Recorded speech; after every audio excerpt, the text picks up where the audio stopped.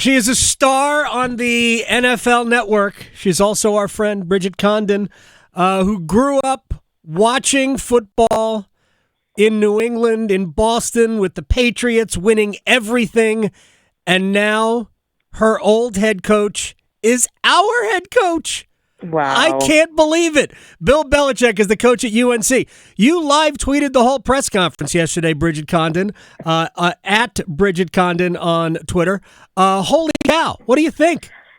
Crazy. We took it live on NFL Network yesterday, and obviously I was working on the news desk, so it felt like a full circle moment for sure. I think it's crazy when I had heard, because obviously I still have some ties to North Carolina, and Sure. people had been texting me earlier in the week like, hey, this is happening. I'm like, I don't feel comfortable posting this, like this is not true. And I was like, I'm going to let our insiders break this news because there's just absolutely no way that this is going to happen. And then it happened. Yeah. And I'm thinking, I just have a lot of thoughts, and I'm really interested to see how it goes. But yesterday's press conference was probably like, can we time it? Is that the longest press conference we've ever seen from Bill Belichick? Well, yes, but it wasn't long because of Bill. It was long because of the number of questions. It was I'm shocked they allowed that, weren't you? Yes, in a way. But I also think, look, I know there are people who look at the contract, and the contract is public record now, where if he decides on August 1st that he decides, the Dallas Cowboys just called, I want to go coach the Cowboys. He owes the university $1 million. That's it, right? He could leave. Yeah. People are looking into that. Oh, he isn't really going to be here. I actually felt like he looked comfortable.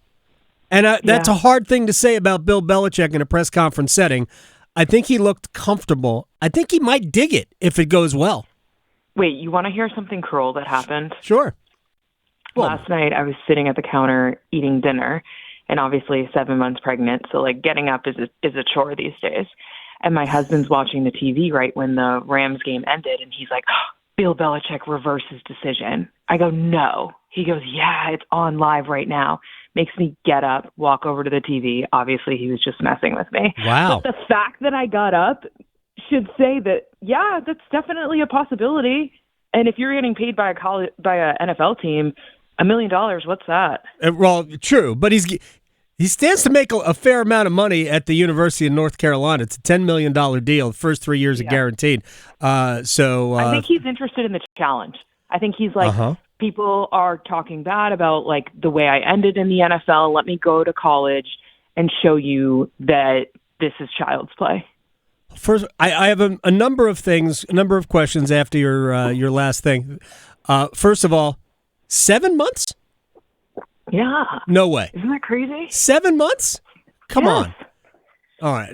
I'm mad respect. Mad respect for Bridget Condon in her 7th month. And why did you have to get up to go over to the television? You know we have remotes now. Okay.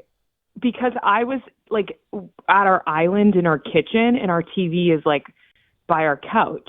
Okay. So I was facing the other way. It was just cruel. Like, isn't he cruel? I'd be rethinking. I know. I was like, Landis, to make a pregnant lady get up? That's horrible. Especially. That's something I would do to him. I always am like, Jaden, he's a Commanders fan. And I'm always like, Jaden Daniels out for the season. He's like, no. Wait, I'm going to ask you about the Commanders in a minute. Okay. But I did see on your timeline, Miss Condon, you've been stalking Tom Brady.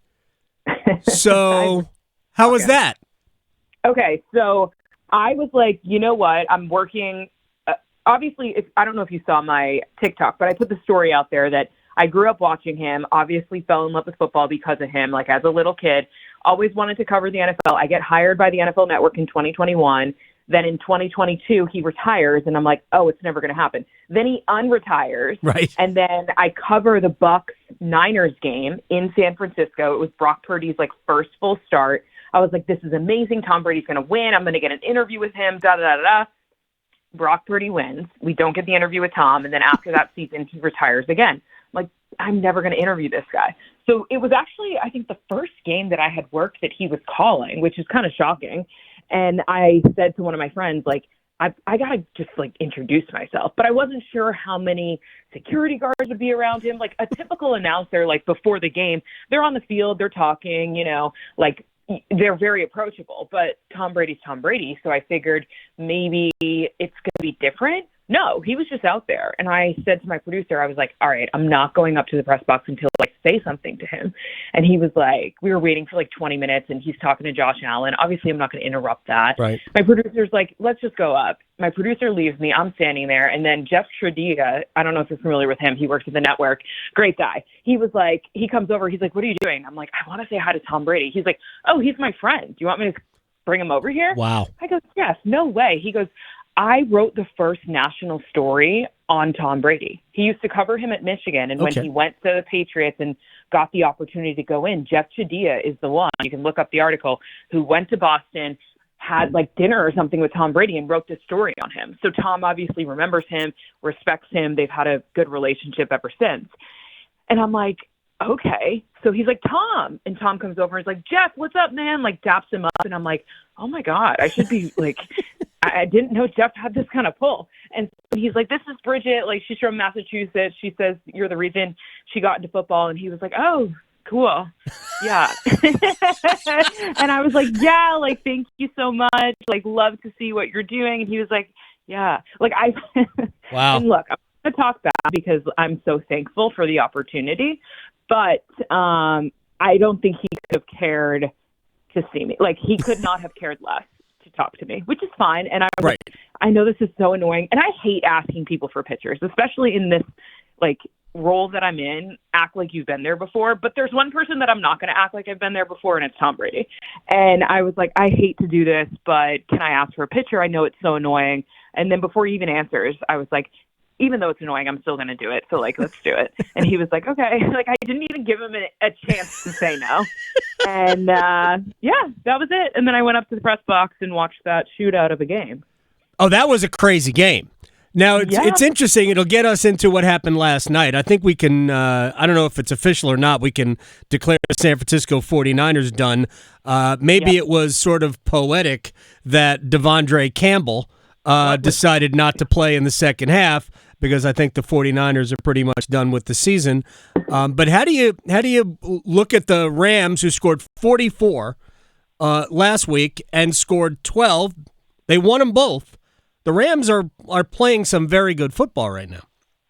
Okay, so that was my question to Sean McVay after that game against the Buffalo Bills. I said, how do you find consistency? We've seen them do this. I remember it was the Vikings Thursday night. You know, Matthew Stafford, Cooper Puka, they played great.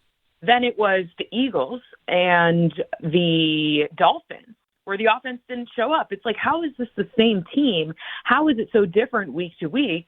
And he was like, he kind of laughed and was like, good question. If you have the answer, let me know, because that's what they're trying to find. Obviously, the 49ers had some of their defensive stars back. So that added to it. Like, the 49ers is a good defense. But it worries me a little bit, because there are flashes where you're like, Matthew Stafford should be the MVP. We don't talk about him enough. And then there's moments where it just doesn't connect. But we interviewed him after the game last night, and he said, he's like, you know, good teams find ways to win no matter what. And of course it was raining, and like, you're not able to open your playbook as much as you could on a sunny day. But I'm a little concerned. Yeah. Their offense isn't consistent, but Matthew Stafford, I think, is I think you're right. He's one of those quarterbacks we don't talk about enough. He is maybe as accurate a thrower as we've ever seen. He fits throws into windows that don't even exist. It is just incredible, some of the throws he makes. Let me get a couple of other things from Bridget Condon before we have to say goodbye. And at Bridget Condon with an underscore. I forgot the underscore at the end of it, because it's got to be there, obviously. So, are we still using Twitter, though? I use Twitter and Blue Sky. Are you on Blue Sky? I think I am, but I don't know if I have the app downloaded. Anyway. Well, then you don't. Then you just use Twitter, and that's fine. There's nothing wrong with it. So you also cover the Chargers. Yep. And this team, I have a hard time with it. I don't know. I think they want to be great. I think there's something there. Is there something holding them back? Okay. When I first came to LA, I was so hype on this team because they have so many pieces. When you look up and down the roster from Justin Herbert, and at the time it was Keenan Allen, Mike Williams, Khalil Mack, Joey Bosa, like, what don't you have? And people were like, it's the Charger, like it's the Charger way. Kind of like one of those teams in a triangle. I'm not going to bring it up. Oh, wow. But yeah, I was like, no way. And then these things kept happening, and I'm like, what? And, you know, they're winning against the Chiefs, and I'm like, okay, they're going to win this. Oh, it hits the upright. Oh, my God, they're going to win this. No, it goes in the goal post. I'm like, what is this? I don't know. You know, like, of course, I'm kind of being silly here, and, like, no curse really means anything. But you're right. I think it's the fact that some of these teams, okay, the difference between the Chiefs and the Chargers is the Chiefs have won so much, and so they believe that they're going to win. They don't believe that no matter what happens throughout the game, I think until the game's over, they believe they're going to win. Whereas the Chargers have lost so many heartbreaks, and they've been leading, and then they get in the second half, they get destroyed and they end up losing, that it's kind of like routine in their brain. And so there's a part of them that's like, oh, things aren't going to go well. And Joey Bosa even talked about this in the game against the Bengals. Remember, they were leading, and then the Bengals came all the way back, and the Chargers ended up winning. But he was like, last year we would have lost that game because that's just what they did. And he was like, I think maybe we're starting to change the fact that we won that game, and Jim Harbaugh is a huge part of it. But that mental and that awareness, it's still in your brain whether you try and bury it or not, and I think that's their issue. They've got to win some big games to get over that hump and believe, like, no matter what, when push comes to shove, we're down, whatever, for them to believe that they are a good team. Yeah, the next 2 weeks, Tampa and Denver at home are going to determine where they slot. I mean, I think they're going to be in the playoffs. I think we know the 7 teams in the AFC that are going to be in, barring a total collapse. I think they're going to be in because their last 2 games are pretty much, wins. Patriots. Yeah. Patriots and Raiders on the road. You can't find 2 worse teams like that now, other than, I guess, if you're looking at the Jets and maybe the Giants. But the truth of the matter is that they do have to figure out a way to win a big game because they're going to be on the road in the playoffs. They're not catching the Chiefs. Bridget Condon, I wish you well. I hope we speak again prior to you taking an extended leave. Yeah, you got my number. I do. That's how we set this up. We got 2 more months. We got this. I'm planning to keep this baby inside me through Super Bowl. Like, I got some stuff to do first. through Super Bowl. Look, I wish you well on that, but I will bother you very soon. All right. Have a great day. Appreciate you. She's the best. I didn't realize she was 7 months. I knew she was pregnant. We talk a lot. Yeah. Maybe we don't talk as much as I think. Maybe she's trying to do what oh my gosh, the golfer's name is escaping me, but his wife was pregnant for like 10 years. Scheffler. Yeah. Oh, Scotty Scheffler. Yeah. Where his wife was pregnant for like 10 years. It didn't seem that way.